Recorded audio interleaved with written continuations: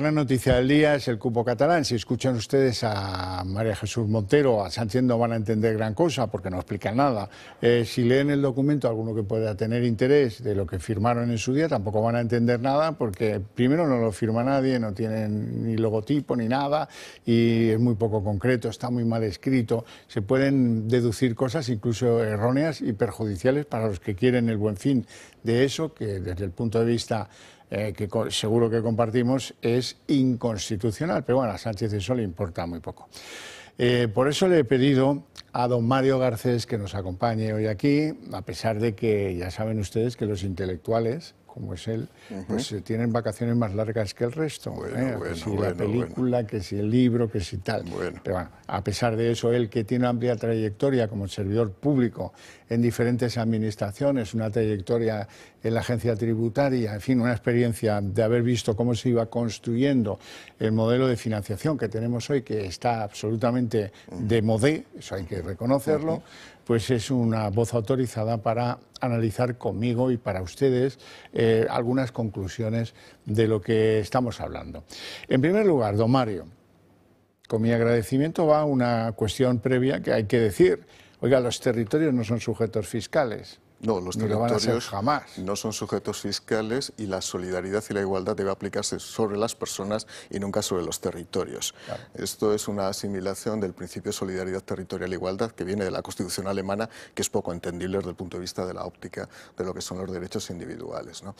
En todo caso, bueno, nuestros espectadores son gente inteligente y saben lo que es el concierto, ¿no? El concierto es un vestigio que se mantiene en la Constitución para el País Vasco y Navarra, que nace fundamentalmente como consecuencia del reconocimiento de una prebenda a los territorios vascos y Navarra como consecuencia del apoyo que se prestó una vez que finalizó la Tercera Guerra Carlista. Fue Antonio Cánovas del Castillo el que dio por bueno, en una negociación bastante dura, el Partido Conservador en aquel momento, el que dio por bueno esto. Quiero recordar que durante el franquismo se mantuvieron el concierto y el convenio tanto en el territorio foral de Álava como en Navarra, porque habían sido leales a Franco en el momento de la Guerra Civil, ¿no? ¿En qué consiste el cupo? El concierto, para que lo entienda todo el mundo, es muy fácil. Frente al resto de comunidades autónomas que no tienen concierto, las comunidades que tienen concierto o convenio tienen su propia hacienda, de tal manera que recaudan la totalidad de los impuestos, también de los impuestos estatales, es decir, el IVA, renta, impuestos sociedades e impuestos especiales. ¿Y qué es lo que hace? Una vez que los liquidan, al año se practica lo que se dice la compensación, es decir, se paga el cupo, que es la parte de los servicios que el Estado presta en y este no es un tema menor porque el texto que se ha firmado es bastante confuso, en esa comunidad autónoma. Es decir, que en el caso, por ejemplo, del País Vasco Navarra, hasta ahora lo que nos están liquidando al Estado, a la Hacienda Estatal, es los servicios de defensa, los servicios exteriores, la representación exterior y la corona, por ejemplo. Eso es lo que hay. Primera reflexión, ¿es constitucional o es inconstitucional? Evidentemente es inconstitucional, porque solamente la Constitución reserva este instrumento, que insisto, es un vestigio histórico y cuya legitimidad es histórico-constitucional, a dos territorios, que son el País Vasco y Navarra. Se puede criticar eso, evidentemente, en un momento inaugural quizá no debió establecerse este tipo de privilegio, porque de suyo es que las comunidades autónomas que son identitarias aspiren a este tipo de ventajas con el paso del tiempo.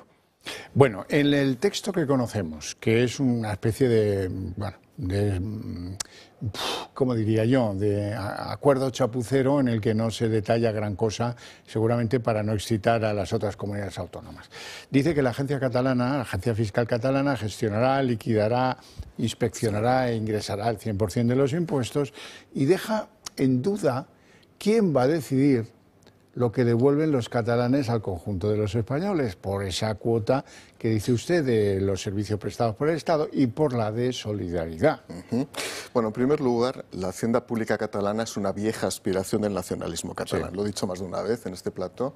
Yo cuando aprobé la oposición de inspector de finanzas del Estado, allá en el año 92, ya había instituciones públicas y privadas en Cataluña que promocionaban a inspectores de Hacienda con fondos de esas instituciones públicas y privadas con el objetivo ya embrionario de formar una hacienda pública catalana. Es una vieja aspiración.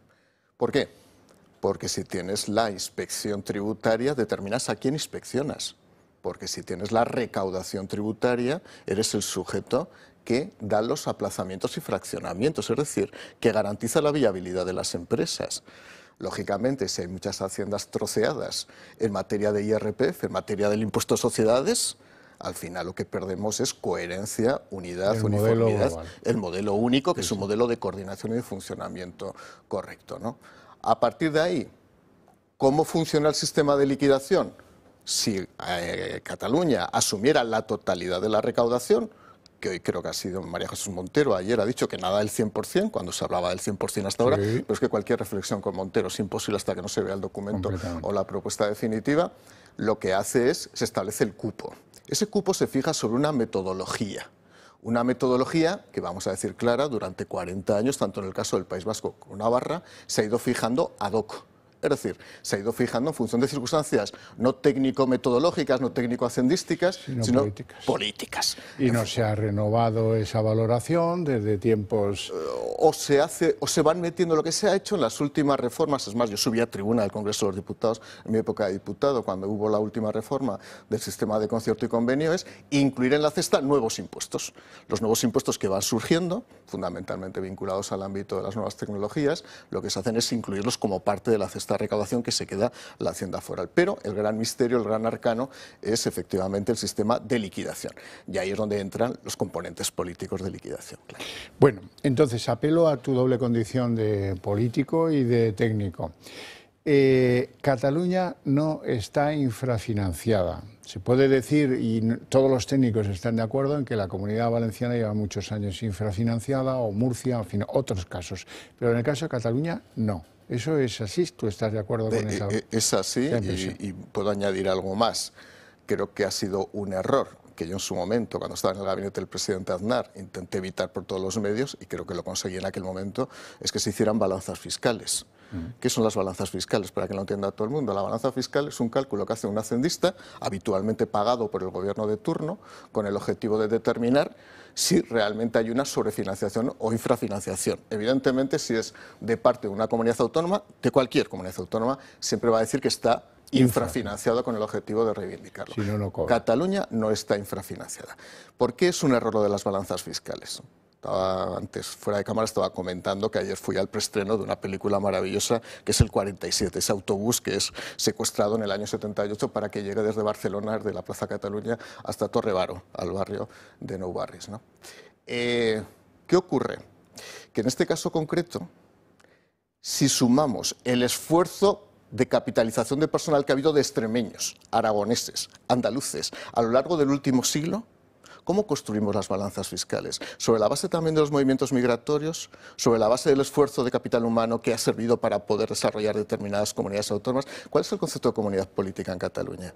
Porque si restáramos ese esfuerzo, que es un esfuerzo colectivo de muchos españoles que tuvieron que emigrar, evidentemente el resultado de la balanza fiscal, que es en todo caso histórico, la metodología siempre es histórica, evidentemente sería diferente. A partir de ahí no está infrafinanciado.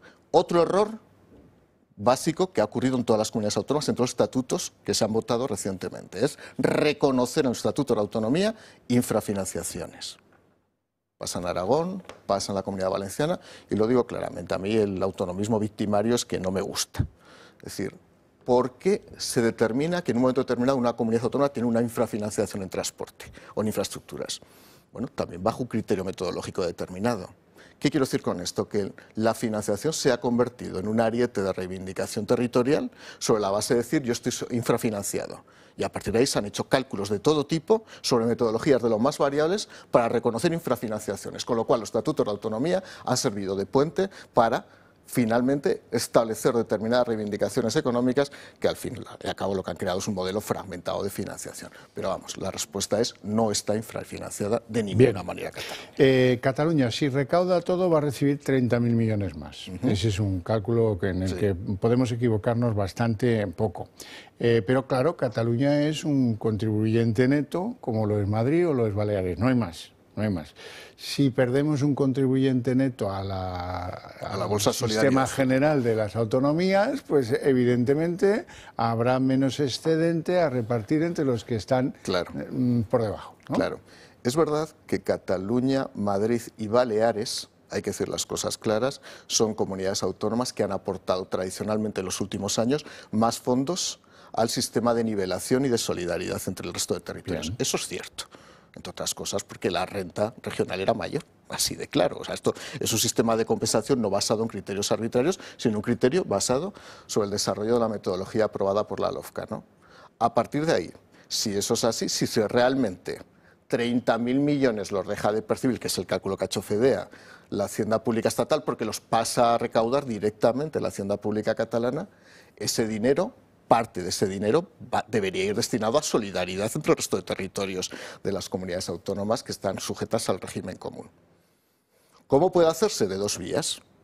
O que Cataluña esté obligada al pago de una cantidad vía transferencia incondicionada para pagar la solidaridad de otros territorios, o bien que el Estado asuma esa parte que se pierde de solidaridad de Cataluña, con lo cual, si eso lo asume el Estado, será menos gasto en, yo qué sé, en defensa, claro, en servicios generales o en seguridad social. O más impuestos. O más impuestos, porque ya ha anunciado más impuestos. Alternativa, ¿no? Sí, pero ya ha anunciado un sistema Robin Hood de redistribución de la renta que es una quimera. Es absurdo. Que tenga Lamborghinis. Es absurdo lo que completamente. Vamos al tema mayor de lo que ha dicho Sánchez hoy desde mi punto de vista. Dice, me comprometo a duplicar los recursos de todas las autonomías. ¿Cómo se puede hacer eso?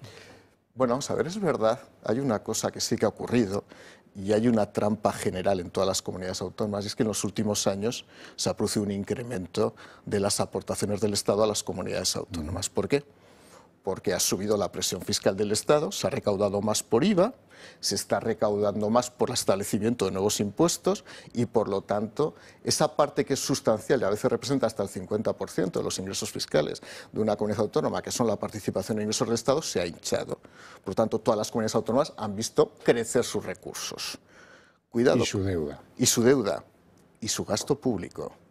Y su gasto público. Con lo cual se produce una paradoja sorprendente, que ahí sí que le toca dar la razón a veces a alguno de la izquierda, que contra la mayor recaudación del Estado las comunidades autónomas han ido creciendo su gasto. Aquí nadie ha renunciado a esa mayor aportación. Entonces, a partir de ahí, sí que ha ocurrido que se ha producido un incremento de las aportaciones del Estado. Ese dato es cierto, ese dato sí, pero como consecuencia de una mayor presión fiscal y sobre todo como consecuencia del incremento de los tipos impositivos y como consecuencia de los ajustes fiscales al alza y de la inflación que se produjeron en los últimos años. ¿Se puede seguir produciendo eso? ¿Qué hace él? Él piensa que mediante el establecimiento de nuevos impuestos y mediante el incremento de la recaudación por el incremento de la riqueza nacional puede crecer más la recaudación de IRPF, hay más aparentemente trabajadores, hay más renta de sociedades y que por esa vía puede incrementar la bolsa a repartir entre las comunidades autónomas. Pero no es él el que produce la duplicación de recursos, no, sino la vida económica de las autonomías. La vida económica y desde luego, eso sí, un infierno fiscal por la vía de la creación y el incremento de tipos impositivos. Bueno, yo hoy no he conseguido saber nada que no supiera del cupo catalán, que es un tema que me interesa mucho desde hace mucho tiempo, ni con la explicación de Sánchez, ni con la explicación de Montero todavía menos. Ahora sí, denuncio que hay un zoquetismo extraordinario entre la gente del Partido Socialista y del Gobierno a la hora de atender este asunto. Y me baso en dos ejemplos. Uno, Esther Peña, que dice, hombre, singularidad la tenemos en Teruel, la tenemos en Cuenca o la tenemos en Soria. Y eso es no saber nada del sistema de financiación autonómico y de las normas que regulan el reparto de los fondos. Vamos a escucharla. Un reconocimiento a una financiación singular, como tienen otros territorios de España, porque cuando esto ha sucedido con Canarias o con Baleares, por si acaso, por ejemplo, nadie ha puesto el grito en el cielo. Yo quiero recordar que la primera, ya no financiación, fiscalidad diferencial y singular que hay en este país, la tienen Teruel, Cuenca y Soria, y nadie puso el grito en el cielo, ¿no? Por tanto, financiación singular, bilateralidad, no solo con Cataluña, con el resto de territorios también. Cataluña ha abierto brecha, hay que reconocerlo. Pero es que los demás tienen la oportunidad de conseguir mejor financiación. Bueno, esta lleva poco en esto, pero Pilar Alegría lleva más. Es la ministra portavoz, y también demuestra enorme zoquetismo. Y financiación singular está también recogida y reconocida en otros territorios. Me preguntaba anteriormente por Canarias. ¿Está reconocida su singularidad, su financiación singular, por ser un territorio ultraperiférico, como lo tiene también Baleares? Y quiero recordar también que una de las primeras singularidades fiscales que se reconocieron fueron concretamente las ayudas que se trasladaron a las provincias de Cuenca, Teruel y Guadalajara, si no me falla la memoria. Ni idea, chiquillas, ni idea, de verdad. Eso son otras cosas. La insularidad, que hace que los funcionarios cobren más en un sitio y en el otro, o que tengan beneficios en la electricidad o en los billetes de avión, pero nada que ver con eso. Es de una indigencia intelectual que de verdad echa para atrás, porque ya que lo vais a hacer... No se han leído la LOFCA, no conocen ningún principio de los repartos. Pero lo raro es que ningún técnico del Ministerio de Hacienda les pase un papel medianamente racional para que lo entienda todo el mundo. Canarias tiene un régimen fiscal especial, es cierto, pero está amparado en el propio Tratado Constitutivo de la Unión Europea, y es que las regiones ultraperiféricas deben contar con beneficios fiscales precisamente por razón de su aislamiento territorial. Todas las que hay en Esa Europa, es la realidad, y eso pasa en todas las provincias ultraperiféricas. Baleares, lo mismo, no tiene tanta intensidad, no tiene impuestos propios. Es verdad que hay impuestos propios en Canarias que son equivalentes al IVA o a otras figuras tributarias. Respecto a Teruel, por Aragonés y porque he gestionado el FITE. El FITE era un fondo de inversiones para Teruel, que son exactamente 30 millones de euros. 30 millones que da el Estado y 30 millones que da la comunidad autónoma, 60 millones. Y es evidentemente para atender las necesidades de un territorio en situación de despoblación, como es Cuenca, envejecido, no de identidad despoblacional. Esto es una reivindicación identitaria y por conveniencia política, no tiene absolutamente nada que ver. Entonces, comparar una aportación de 30 millones del Estado a Teruel con una aportación de 20.000 millones que pueda haber en el caso de que recaude la totalidad anual los impuestos en Cataluña, es de una sinvergüencería absoluta y desde luego de un planteamiento menesteroso desde el punto de vista ideológico. Y luego hay una injusticia que hay que aclarar, y por eso te he pedido que vengas, porque hay cosas que yo doy por hecho que son así, a lo mejor estoy equivocado yo. El dedo acusador a Madrid. Madrid baja impuestos. Claro, esto es el truco de Madrid para beneficiar a los ricos, hacer contratos con las empresas ligadas al novio de Ayuso y para no sé cuántas cosas más. En el caso de Madrid, bajar impuestos se ha hecho después de conocerse el reparto del Fondo de Garantía. Con lo cual, es una decisión del político que gobierna Madrid, en este caso Ayuso, decir, no, mira, de lo que tengo, a los ciudadanos les voy a perdonar pues una fase del IRPF o lo que sea, o las sucesiones y donaciones. Eso es una decisión política, pero eso no influye para nada en lo que va a tener que aportar Madrid el año siguiente al conjunto general del Fondo de Garantía. Así es que se están haciendo trampas insultantes desde un punto de vista político. Por supuesto, y además prácticamente 2 de cada 3 euros que van al Fondo de Garantía salen de las contribuciones que hacemos a la hacienda pública los contribuyentes sujetos pasivos fiscales que residimos en Madrid. Esa es la realidad, ¿no? A partir de ahí, hay un hecho que sí que es cierto, dejar las cosas claras, Como todas las comunidades autónomas han crecido su potencial de gasto público por la aportación de ingresos del Estado, y es verdad que ninguna ha renunciado a esas entregas a cuenta ni a las liquidaciones posteriores, tampoco veo que nadie tenga por qué renunciar, esa es la realidad, eso forma parte de los automatismos del sistema de financiación autonómica. ¿Qué ha hecho la izquierda? La izquierda ha montado una especie de planteamiento de dumping fiscal, es decir, no, vosotros os beneficiáis de la mayor recaudación que os llega del Estado a través de participación en ingresos del Estado y bajáis los impuestos. Es que podrían no bajarlos, es que podrían no eliminarlos. Es una opción política, puramente política. Ojo, hay comunidades autónomas como Galicia o como Aragón que no tienen suprimidos completamente algunos de los impuestos que sí que ha suprimido Madrid. Es una decisión política que dependerá de muchos factores, me imagino también de la capacidad para atender el saldo presupuestario, del déficit público, del equilibrio o de la deuda que tenga que tener cada comunidad. Mario García, es un placer enorme tenerte en el programa. Muchísimas gracias por tus explicaciones. Nos vamos a publicidad.